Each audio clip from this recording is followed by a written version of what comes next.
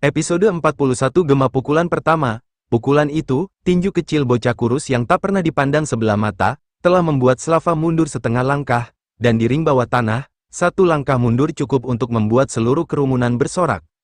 Ren menatap punggung tangannya yang berlumur darah Slava, tulang jari-jarinya berdenyut, tapi ia tak peduli. Untuk pertama kalinya, dia merasakan bahwa mungkin, hanya mungkin, ia bisa bertahan. Teriakan penonton memantul di dinding beton yang basah. "Hajar dia, jangan kasih napas, bocah," Slava menyeringai, darah menetes dari sudut mulutnya. Tatapan matanya berubah, bukan lagi penghinaan, melainkan pengakuan kecil. "Bagus," kata Slava pelan, "sekarang aku serius." Tanpa aba-aba, Slava bergerak cepat, tangannya menangkap lengan Ren, menarik tubuh kurus itu mendekat, siku besarnya terangkat dan menghantam rahang Ren dari bawah. Ren tak sempat menghindar, seluruh dunia gelap sepersekian detik, kepalanya terhuyung ke belakang. Dua pukulan berikutnya mendarat di rusuk dan perut, napasnya seakan tersedot keluar dari paru-paru, lututnya hampir menyerah. Tapi sebelum Slava sempat mengunci lehernya, Ren memaksakan kaki kirinya melangkah mundur, memutus genggaman, matanya masih berkunang-kunang, tapi ia memaksa diri fokus. "Jangan pingsan," desisnya pada dirinya sendiri. Dalam kabut sakit itu, ia melihat sesuatu. Saat Slava memukul, bagian rusuk kiri pria itu sedikit kaku, mungkin cedera lama. Ren menelan ludah bercampur darah, "Kalau aku mau menjatuhkannya, harus di sana." Slava mendekat lagi, kaki besar menghentak lantai semen, pukulan palu godam meluncur. Ren memiringkan kepala secepat kilat, tinju itu hanya menyerempet pelipisnya, ia merasakan panas darah menetes. "Cepat, sekarang," dengan seluruh tenaga, Ren membanting tinju kirinya tepat ke rusuk kiri Slava, sekali, dua kali, pukulan ketiga membuat Slava mendesis seperti ular. Penonton bersorak liar. Slava marah.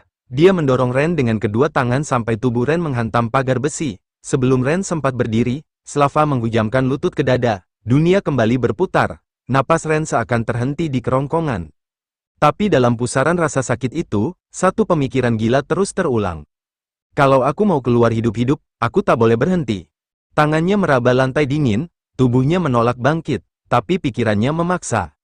Saat Slava menarik kaki untuk menghantamnya lagi, Ren mendadak melompat ke samping, lutut Slava menghantam besi pagar, logam itu bergetar keras. Kesempatan kecil, satu celah, Ren mencengkeram pinggang Slava dari samping, menekuk lutut pria itu sedikit, dan menghantam rusuk luka dengan sikunya sekuat tenaga. Slava mengerang, wajahnya berubah pucat, mereka berdua terengah, mata Slava menatap Ren, lebih liar dari sebelumnya.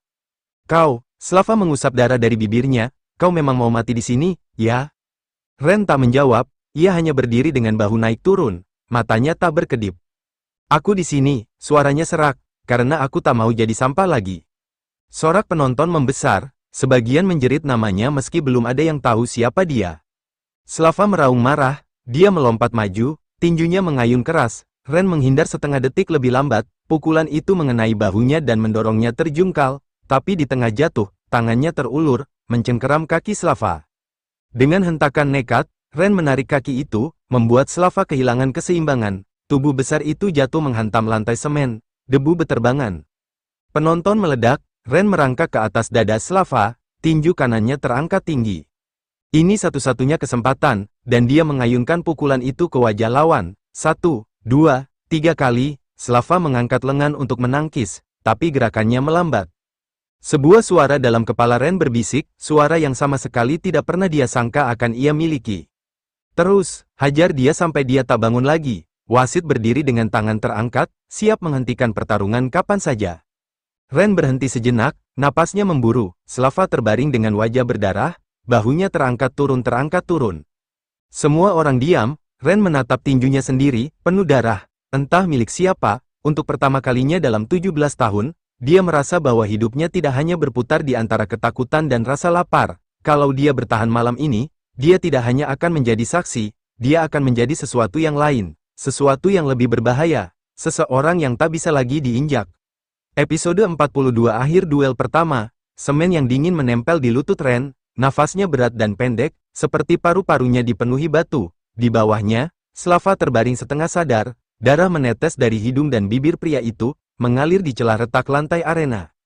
Penonton tak bersuara, suara mereka terperangkap di tenggorokan, seakan tak percaya bocah kurus ini berhasil membuat legenda ring tersungkur. Ren memejamkan mata, Tangannya berdenyut sakit setiap ia mengepalkan. Tapi ada kelegaan pahit yang menenangkan di balik rasa nyeri itu, kelegaan karena ia sudah sejauh ini dan belum menyerah. Slava menarik nafas panjang, tubuhnya sedikit menggeliat, mencoba bangkit. Tapi bahunya jatuh kembali, perlahan, tangan kirinya terangkat, menunjuk wasit. Wasit menoleh, memastikan ia tidak salah lihat, tangan Slava mengepal, lalu dua ketukan pelan mendarat di lantai semen. Tap, tap, pertanda menyerah, sorak penonton meledak, seakan ledakan dinamit menghantam ruangan, beberapa bersiul, sebagian menjerit tidak percaya. Wasit segera berdiri di antara mereka, mengangkat lengan Ren tinggi-tinggi. Pemenang, pendatang baru, belum bernama, tubuh Ren gemetar, ia menatap ke bawah, melihat Slava menoleh padanya dengan tatapan kelam. Tak ada kebencian di mata pria itu, hanya penghormatan singkat. Lalu ia menutup matanya, terengah. Grigor muncul di tepi pagar besi, ekspresinya masih datar.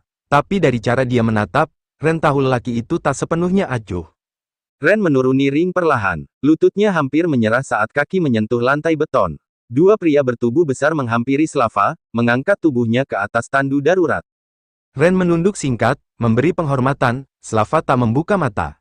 Saat Ren berjalan melewati kerumunan, sebagian orang menepuk bahunya, ada yang menyoraki, ada yang meneriakkan kata, ajaib, atau, keberuntungan.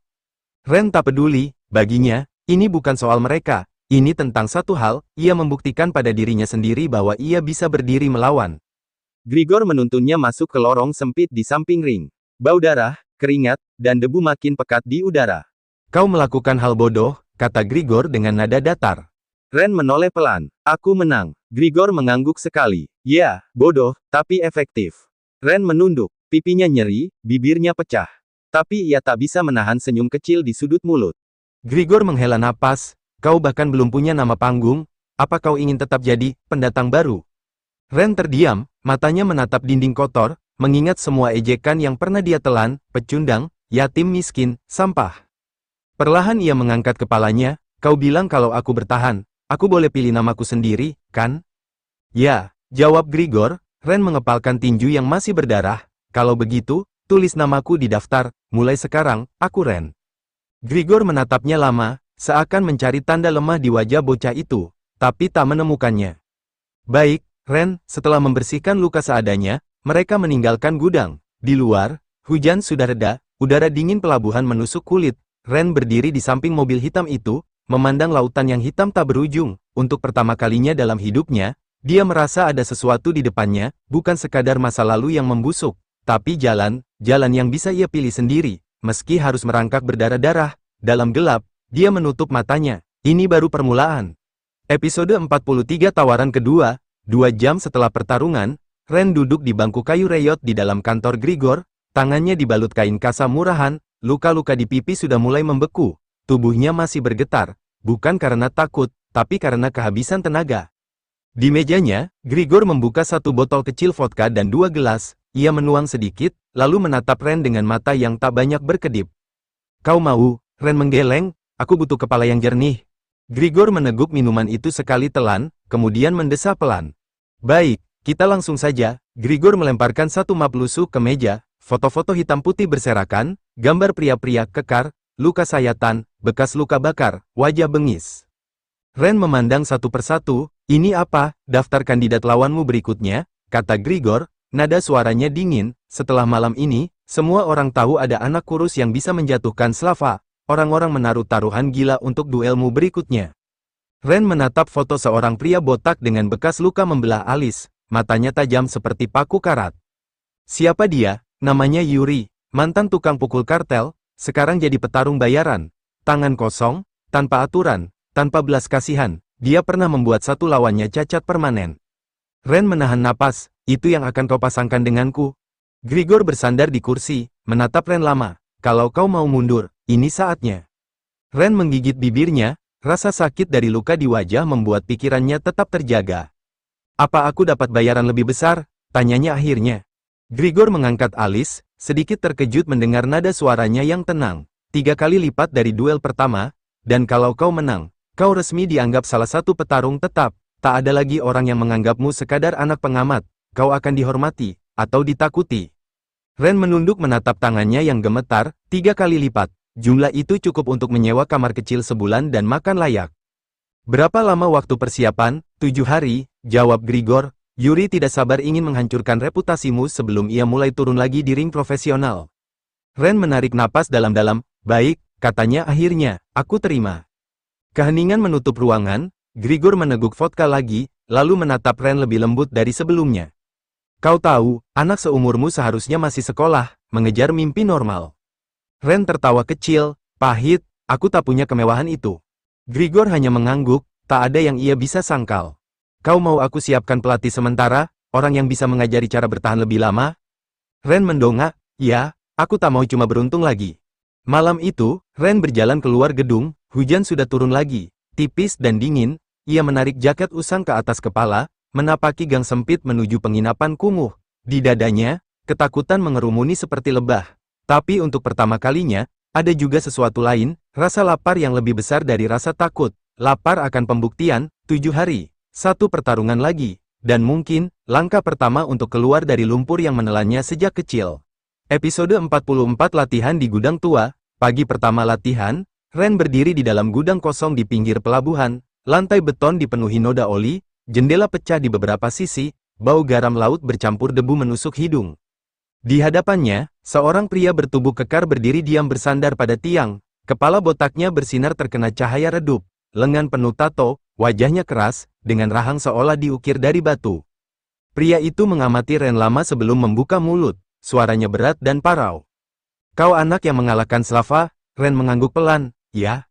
Pria itu mencibir tipis, aku Goran, dulu orang-orang memanggilku hantu selatan, sekarang aku cuma pengangguran yang dibayar Grigor untuk memastikan kau tidak mati minggu depan. Ren menahan napas, orang ini bukan pelatih biasa, namanya dulu pernah ia dengar dari cerita petarung lama, pria yang pernah memecahkan rahang 5 orang dalam satu malam. Goran berjalan mendekat, menatap Ren dari atas sampai bawah. Masalahmu satu, katanya, kau hanya tahu cara bertahan dan menyerang nekat, itu tidak akan cukup untuk menjatuhkan Yuri. Ren mengepalkan tangan, kalau begitu, ajari aku. Goran menunjuk sebuah ban truk besar di sudut gudang, dorong itu, putar keliling ruangan 30 kali. Ren menatap ban itu, tingginya hampir sepinggang, beratnya puluhan kilo, berapa lama? Tidak peduli, sebelum kau bisa menggerakkan itu tanpa jatuh, kau belum boleh latihan pukulan. Ren menghela napas, lalu menunduk mencengkeram pinggiran ban, begitu ia mendorong, punggungnya menjerit kesakitan, luka-luka pertarungan sebelumnya belum pulih, nafasnya langsung memburu. Langkah pertama terasa mustahil, ban tak bergeser sejengkal pun. Goran hanya berdiri, merokok sambil mengawasi tanpa ekspresi. Cepat, katanya datar, atau kau akan mati di ronde pertama. Setelah setengah putaran, Ren lututnya bergetar hebat, tangannya licin oleh keringat dan darah yang merembes dari balutan di telapak. Saat ia mencoba mendorong lagi, kakinya terpeleset, tubuhnya jatuh menghantam beton. Goran berjalan mendekat, berdiri tepat di atasnya, bangun. Ren mengangkat kepala pelan, pandangannya berkunang. Aku tak peduli kalau kau takut, lanjut Goran, aku tak peduli kau miskin, yatim, atau punya alasan untuk hidup lebih keras dari orang lain, yang kupedulikan cuma satu, kau bangkit atau tidak. Ren menutup mata, di pikirannya muncul wajah ayahnya yang dulu mengangkatnya tinggi, sosok samar yang lama hilang. Perlahan ia menggenggam pinggiran ban lagi, menarik napas gemetar. Dan mendorong, 3 jam berlalu, gudang dipenuhi suara gesekan ban dan nafas yang nyaris putus. Goran tak sekalipun membantu, hanya menatap seperti algojo sabar. Saat akhirnya Ren menjatuhkan ban di titik semula, lututnya langsung ambruk, lengan tak bisa diangkat, napasnya tersendat. Bagus, kata Goran, meredam bara rokok di lantai, besok kita mulai latihan kaki.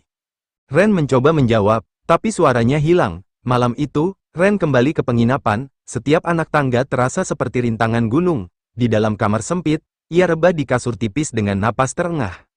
Sambil menatap langit-langit retak, ia bertanya dalam hati, apa semua ini akan cukup? Namun di balik rasa takut, ada sedikit keyakinan yang tumbuh perlahan, kalau ia bisa berdiri esok pagi, itu berarti ia belum kalah. Di dunia bawah tanah ini, tak ada ruang bagi orang yang setengah hati.